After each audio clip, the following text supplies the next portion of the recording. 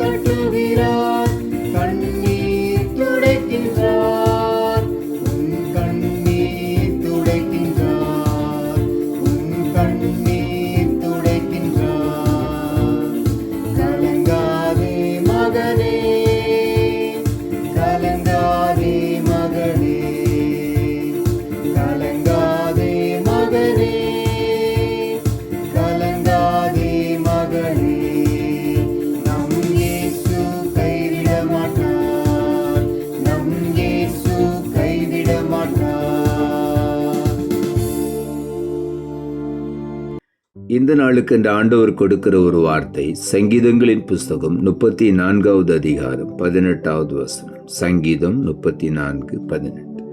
நொறுங்குண்ட இருதயம் உள்ளவர்களுக்கு கர்த்தர் சமீபமாயிருந்து நறுங்குண்ட ஆவி உள்ளவர்களை ரட்சிக்கிறார். இந்த காலை வேளையில் ஆண்டவருடைய வார்த்தை சொல்லுகிறது, கர்த்தர் நொறுங்குண்ட இருதயம் உள்ள ஒவ்வொருவருக்கும் சமீபமாயிருக்கிறார். நொறுங்கி போன நிலையில எனக்கு யாருமே இல்லையே, யாரும் என்னை தூக்கி விடுவதற்கு ஆறுதல் சொல்வதற்கு இல்லையே என்று சொல்லி ஏக்கத்தோடு இருக்கிற ஒவ்வொருவருக்கும் அருகாமையில் ஆண்டவராகிய இயேசு வந்து விடுகிறார் என்று இங்கே ஆண்டவருடைய வார்த்தை சொல்லுகிறது.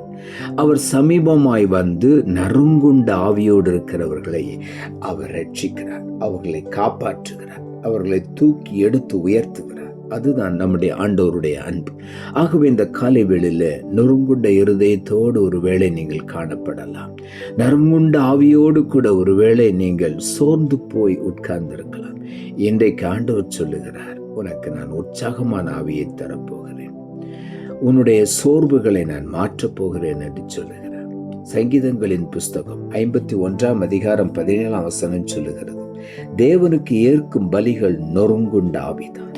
தேவனே நொறுங்குண்டதும் நறுங்குண்டதுமான இருதயத்தை நீர் புறக்கணியீர் என்று தாவீது எழுதுகிறார். தேவனுக்கு நாம் உகந்தவர்களாய் இருக்கும் பொழுது சில நேரங்களிலே நம்முடைய வாழ்க்கை நொறுக்கப்படும். அப்படிப்பட்ட நொறுக்குதலின் நேரங்களிலே இங்கே ஆண்டவருடைய வார்த்தை சொல்லுகிறது, தேவனுக்கு ஏற்கும் பலிகள், அவருக்கு பிரியமான பலிகள் நொறுங்குண்ட ஆவி. நொறுங்குண்ட இருதயத்தோடு தேவ சமூகத்தில் வரும் பொழுது ஆண்டவர் நம்மை ஏற்றுக்கொள்ளுகிறார். அவர் நொறுங்குண்ட இருதயம் உள்ளவர்களுக்கு சமீபமாயிருக்கிற ஒரு தேவன். இங்கே ஆண்டவருடைய வார்த்தை சொல்லுகிறது, தேவனுக்கு ஏற்கும் பலிகள் நொறுங்குண்ட ஆவி. அதை ஆண்டவர் அப்படியே ஏற்றுக்கொள்ளுகிறார். நொறுங்குண்டதும் நறுங்குண்டதுமான இருதயத்தை ஒரு நாளும் ஆண்டவர் புறக்கணிக்க மாட்டார். ஆகவே இந்த காலை வேளையில உள்ளத்தின் ஆழத்திலிருந்து ஆண்டவருக்கு நன்றி சொல்லுவோம். சங்கீதங்களின் புஸ்தகம் 147ஆம் அதிகாரம் 3ஆம் வசனம் சொல்லுகிறது, இருதயம் நொறுங்குண்டவர்களை குணமாக்குகிறார், அவருடைய காயங்களை கட்டுகிறார். இங்கே ஆண்டவருடைய வார்த்தை சொல்லுகிறது, இருதயம் நொறுங்குண்டவர். அநேகருடைய வாழ்க்கையிலே மற்றவருடைய கடினமான வார்த்தைகளினாலே, அநேகருடைய கேவலமான வார்த்தைகளினாலே ஒருவேளை நீங்கள் நொந்து போய் இந்த காலை வேளையில கலங்கி போயிருக்கலாம். ஆண்டவருடைய வார்த்தை சொல்லுகிறது, இருதயம் நொறுங்கி போயிருக்கிறவர்களை நான் குணமாக்குவேன். அந்த நொறுங்குதலை ஆண்டவர் குணமாக்குகிறார், காயங்களை கட்டுகிறார். நொறுங்குண்ட இருதயம் மற்றவருடைய கடினமான வார்த்தைகளினாலே, மற்றவருடைய கடினமான கொடூரமான பார்வையினாலே, கிரியைகளினாலே ஒருவேளை நாம் நொறுங்கி போயிருக்கலாம். இந்த காலை வேளையில ஆண்டவர் நம்மை கண்ணோக்கி பார்க்கிறார். அவர் நம்மை குணமாக்குகிறார், நம்முடைய இருதயத்தை குணமாக்குகிறார், நம்முடைய காயங்களை அவர் கட்டுகிறார். ஆகவே உற்சாகமாய் ஆண்டவருக்கு நன்றி சொல்லுவோம். ஏசாயா தீர்க்கதரிசன புஸ்தகம் 61ஆம் அதிகாரம் 1ஆம் வசனம் சொல்லுகிறது, கர்த்தராகிய தேவனுடைய ஆவியானவர் என் மேல் இருக்கிறார், சிறுமைப்பட்டவர்களுக்கு சுவிசேஷத்தை அறிவிக்க கர்த்தர் என்னை அபிஷேகம் பண்ணினார் என்று தாவீது எழுதுகிறார்.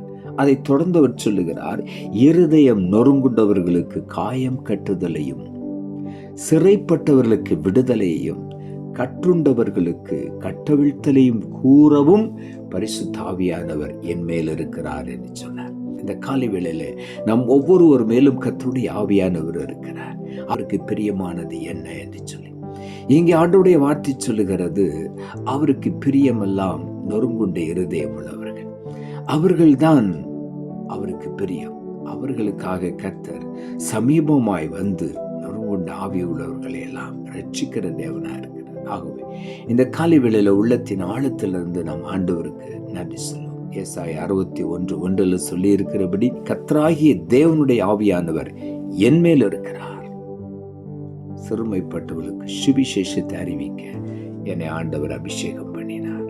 இருதயம் நொறுங்குண்டவர்களுக்கு காயம் கட்டுதலையும், சிறைப்பட்டவர்களுக்கு விடுதலையும், கட்டுண்டவர்களுக்கு கட்டவிழ்த்தலையும் கூறும்படியாக என்னை ஆண்டவர் அபிஷேகம் பண்ணினார் என்று ஆண்டவராகிய இயேசு கிறிஸ்துவை குறித்து இங்கே எழுதப்பட்டது.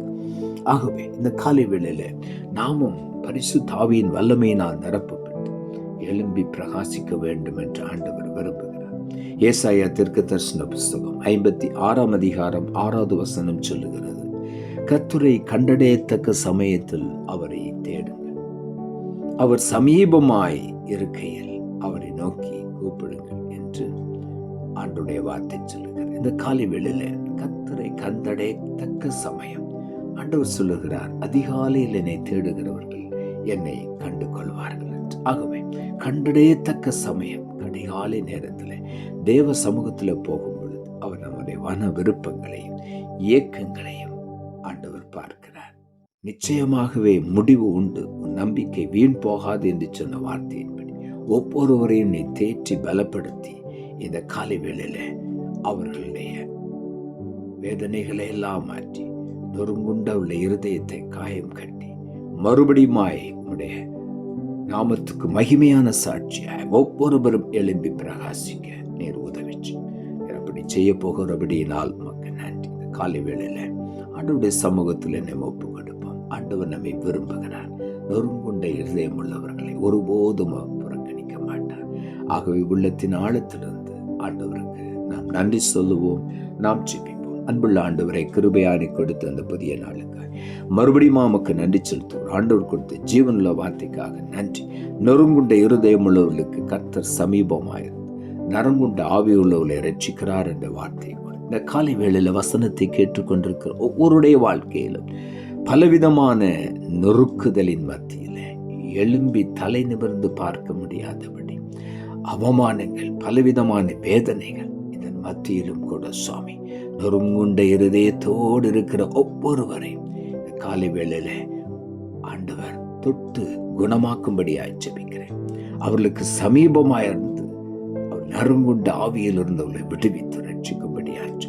ஒவ்வொருவருடைய சரீரத்திலும் ஆவியிலும் ஆத்மாவிலும் ஒரு தெய்வீக சுகம் உண்டாகட்டும், சோர்வுகள் மாறட்டும், தைரியமாய் ஆண்டவருக்காக எழும்பி பிரகாசிக்க உதவிச்சு நீர் அப்படி செய்கிறபடி நாளுமக்கு நன்றி.